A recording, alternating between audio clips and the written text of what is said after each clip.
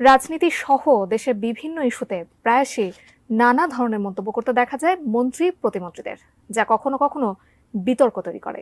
এতে তাদের নিজেদের পাশাপাশি বিব্রত হতে হয় দলীয় নেতা কর্মীদের। এছাড়া বিপাকে পড়তে হয় খোদ সরকারকেও, যা নিয়ে বিরক্ত সাধারণ মানুষ ও প্রধানমন্ত্রী নিজেও। এবার সেটি যেন আরও পরিষ্কার করলেন প্রধানমন্ত্রী শেখ হাসিনা।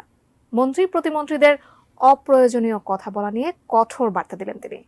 কি বললেন সরকার প্রধান, জানাচ্ছেন শাহাদাত রিফাত। তাদের এই আন্দোলন করে আর আমাকে খাটো করতে যে বাংলাদেশটাকে কোথায় টেনে নামালো সেটা একবার বোধহয় তারা চিন্তা করে না।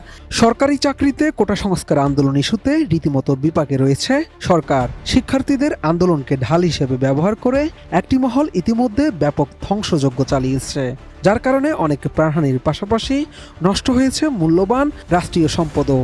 প্রশ্ন উঠেছে, শিক্ষার্থীদের অহিংস এই আন্দোলন কেন সহিংসতায় রূপ নিল?